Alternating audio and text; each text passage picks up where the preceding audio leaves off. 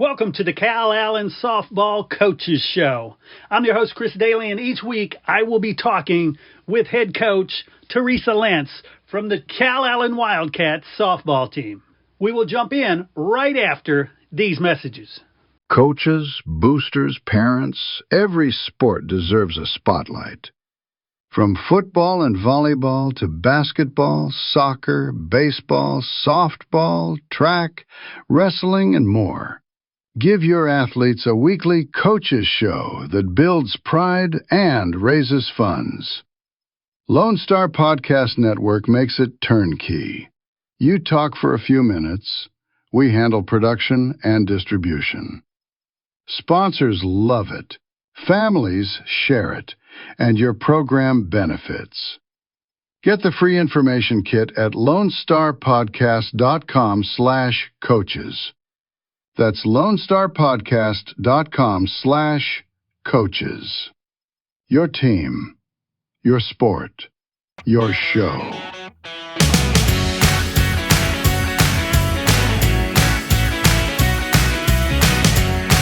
All right, everybody, welcome back to the Calallen Softball Coaches Show. I'm Chris Daly, joined always Coach Teresa Lentz. How you doing? Hey, Chris, this is awesome. It's nice to finally do this in person. In person, right? Yeah. Very cool. It's really good. Yeah, we are actually in the field house at Calallen. Yeah, it's brand new. It's been renovated. It's beautiful. It's a lot of upgrades to this field house. It was definitely needed, and definitely something to be proud of and a showcase. So I figured no better place than to come here. I love it, and I love all the trophies. Yeah. I mean, there's a lot of trophies here. Yes. Good stuff. So let's talk about Valley View. When we talked last time, you said that they elected to go with a single game. And while normally, the favorite wants a longer game because you're deeper, single game, it didn't matter. I mean, you could have done a single inning in this one. It was a pretty good win. Yeah, no, they wanted a one-gamer. We wanted a series, and so kind of met in the middle and said, well, we'll do a one game at our place. And it worked out. And I wanted that. It might be our last chance to have a opportunity for our seniors to play at home and for our fans to see our seniors at home and our team at home.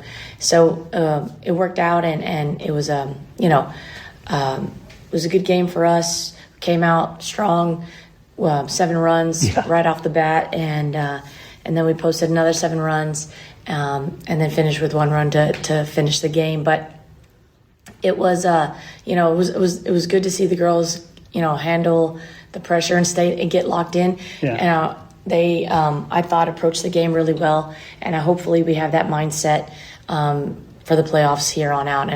And our pitching staff pitched amazing. They pitched no-hitter combined. So that was Addie started the game. She pitched 2 innings. I think she had, let me check, 3 strikeouts, and then Hannah came in. The last inning had 1 strikeout. And it was just good. It was good to see our girls kind of get in it and get ready. And these playoff stretches are a little weird. It's 1 game a week, or maybe a series, but we kind of have to wait for it. It's a little bit of a waiting game. So we're doing that again today. But the interesting part is we get to move up our game. We're playing Needville. Yeah. And we were scheduled to play that 1 gamer on Friday, and because of weather, we had to schedule it earlier, and we stuck with the same place, Yoakum, because it's hard to find facilities between here and there. So we just had to take the earlier game, and which is okay. You can, if both schools and both administrations agree on it, you can play at 10 o'clock if you wanted. Right. But we chose 4 o'clock, and it's a hot part of the day, but I know our girls are ready for it. We work really hard. We push ourselves really hard to be able to handle, heat and toughness and pushing through that kind of stuff. So I know we're going to be ready, and the girls are going to be locked in, ready to go. Yeah, and for the fans, that's a great night of softball because you've got some excellent teams lined up there. Oh, yeah, no. And we are not taking Needville for granted at all. Just because it's a second round doesn't mean it's a gimme. With this new split between big school, small school, before Needville would more likely be our regional final competition. Now they're our round 2. which we don't like, but you have to be you have to beat the best to be the best. And so we kind of try to keep that motto, and it's a one gamer. It's not what we wanted. They won the flip, but it's a one game at state. So the mindset for us is just good practice for us to get ready for what's to come. Yeah. And we just need to take care of business, take it, one pitch at a time, one inning at a time, and stay positive and stay together. And what do you know about Needville? I mean, you look at their record, 31 wins, they're serious. But I see nothing as far as individual numbers, so I don't know anything about the team. They have a good pitcher. She's experienced, has a rise ball, screwball, curveball, and then she throws her changeup. I think she will, adjust to the team she's facing however she needs to. She has enough pitches to be able to do that, and she throws in the low 60s, so that's nothing to take for granted. They have some good hitters in their lineup. I believe they lost a good handful last year, but they still have a pretty good lineup. Good bunch of lefties that hit the ball for power, and they've got speed. So they'll make the routine play. They're a great team defensively. They're gonna do what they need to do to keep themselves in the game. So there's not going to be any give me hits and things like that. At least in my opinion, I don't believe we're going to have to earn every run. So it's going to be a good game. I think they're one of the best teams in the region. So it's going to, bring out some juices for us. And I think that'll be a good thing and help us, I think the juices make us play better and bring out our best. Excellent. If you could call out some of the batters that did well at Valley View too, because that was against Valley View. It was here, not at I mean, who didn't do well? Right. We had 3 home runs. I think Kaylee Lopez had a home run, BB had a monster home run, and so did Audrina. And they come in and the pitching wasn't as fast, so I thought maybe we might struggle a little bit. Sometimes that happens, and it takes us a while to get, but I was proud of them. They adjusted quick and were able to get on her, get her timing down, and hit the ball hard. So it was nice to see, all the girls do that. Chris was 2 for 3 with 2 runs. BB was 2 for 3 with two runs as well. But BB had 5 RBIs, so no big deal. That's kind of awesome. And then Kylie had 2 walks, so her being patient, not being anxious, that says a lot. Yeah. And she had 3 runs. And I think Kiana was 1 for 2 with a run. And, Cody was 1 for 1 again. The girls were just doing what they need to do, and I couldn't be more proud of the way they approached the game offensively and defensively. But offensively was something that I thought, oh man, maybe they're going to be early popping up or something. No, they sat back and waited for their pitch, so that was good. So now, after facing slower pitching, I'm guessing there's some speed on Needville's pitches. Mm-hmm. How do you get them to adjust to that? Well, we have we're very fortunate. You're just used to them throwing against. No, we're fortunate. We have Coach Pacina, and we'll adjust. And so, Pacina probably throws 30 feet away, 35 feet away. I would say 30 feet away most of the season. It's playoffs. We're getting prepared. We want the girls to make it look slow. She'll move up to 25 feet away. Nice. And if you haven't seen Coach Pacina, she can pitch every pitch, and she's stronger than the girls. And so if she's stronger than our girls, she's legit stronger than our girls, and she's coming at you with every pitch. I mean, there's nobody more intimidating and hard to hit than her at 25 feet away. So our girls, they face her and they struggle, but they're adjusting, and they're trying to do their best to stay inside and stay on top and drive the pitches wherever they're supposed to drive.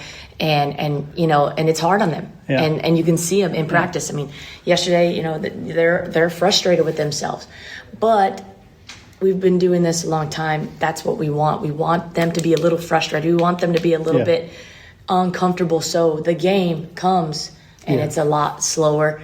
They are definitely comfortable because they've already been come by coach, and it's an advantage. And we're, in my opinion, I feel like we're getting better offensively, and we're able to hopefully adjust to what's to come. I mean, hitting's not guaranteed. It's one of the hardest things to do. Yeah. 2 round objects hitting each other, but that helps us, in my opinion, and I like to believe that we're going to be prepared and ready for what's to come. Nice. Well, tell us about our Downtime Services player spotlight athlete. Well, we got Azzy here, and I'm excited for Azzy. She came in as a freshman, has a lot of potential, has a great glove, has a great bat as well. She's a slapper, hitter, has a speed, and has experience and is smart. Mm-hmm. She was unfortunate. She plays basketball as well.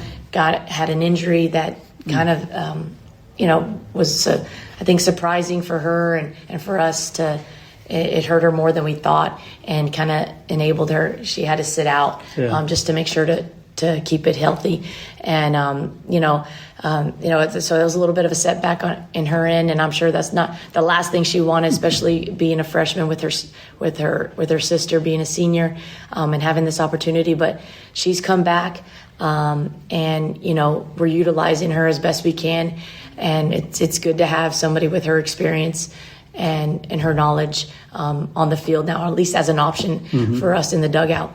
And so that just adds depth to our team. Yeah. And it's, it's exciting to have her. We're excited for her future and what's to come. She's coming from a good stock, so her family understands what's expected and what we do here in the program. So that only helps us. Yeah. It's to our advantage.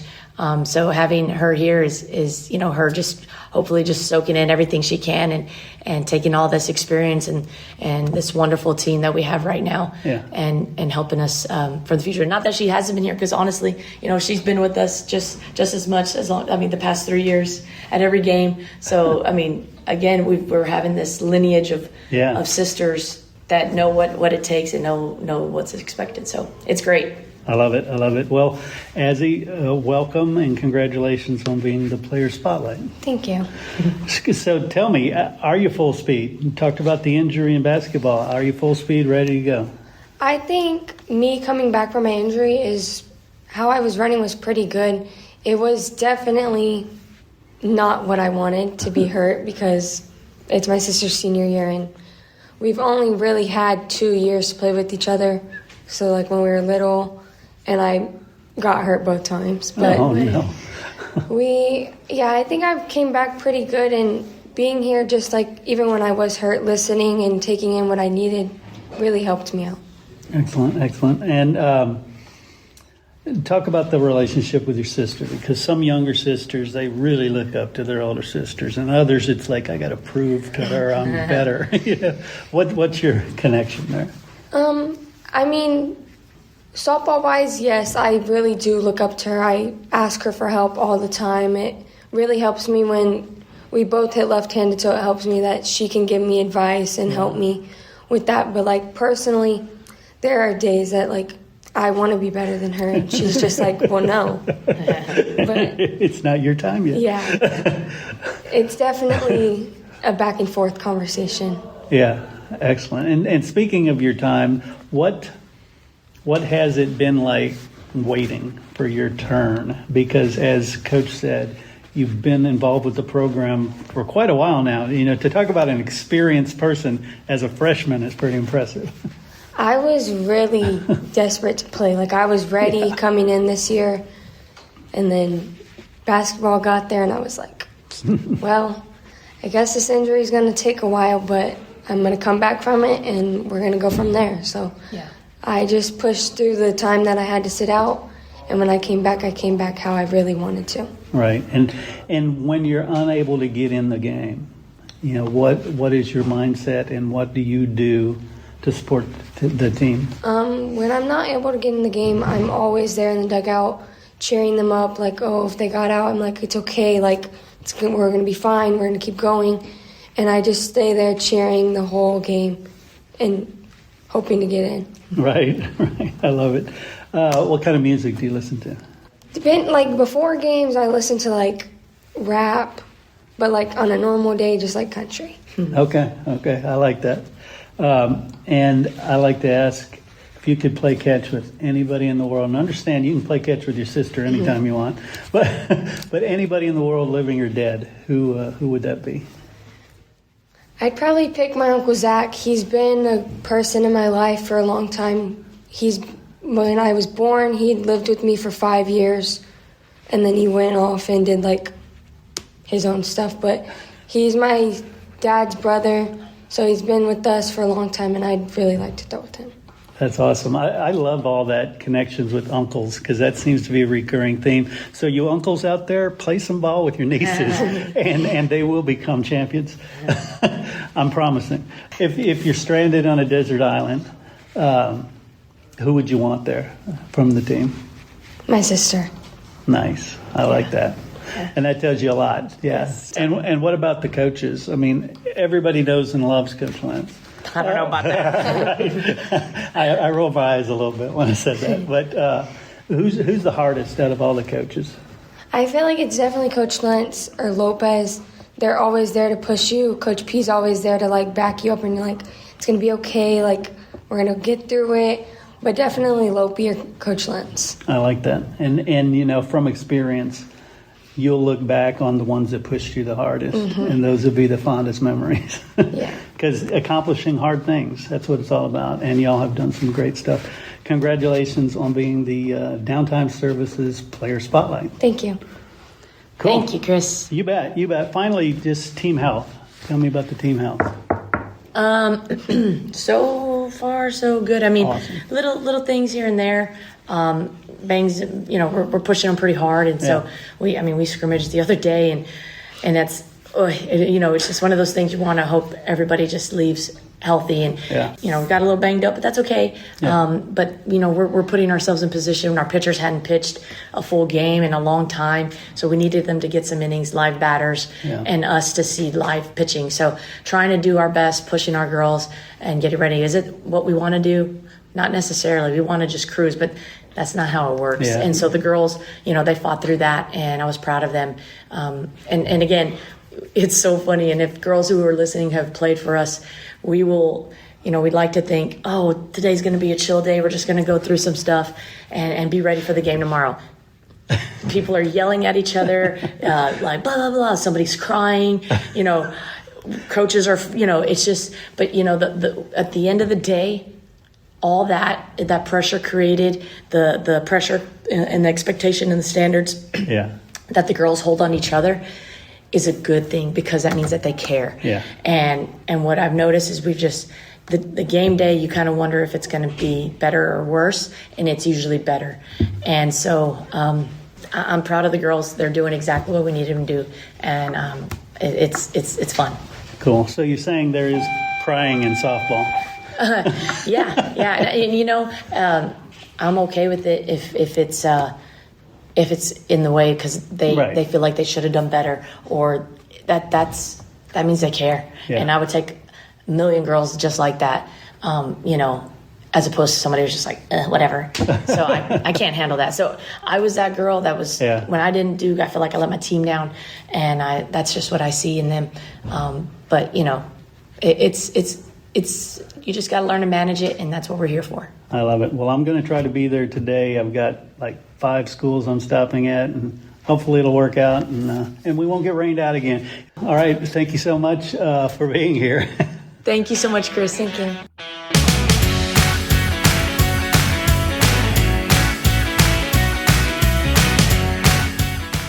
We also need to thank Downtime Services. Downtime Services offers specialized on-site field machining services that maximize your uptime without sacrificing quality. Their team of expert field machining services technicians will come to you and repair and modify your equipment on-site and on demand. Downtime Services, whatever you need, whenever you need. Find Downtime Services online at downtimeservices.com or call them at 800-900-1256.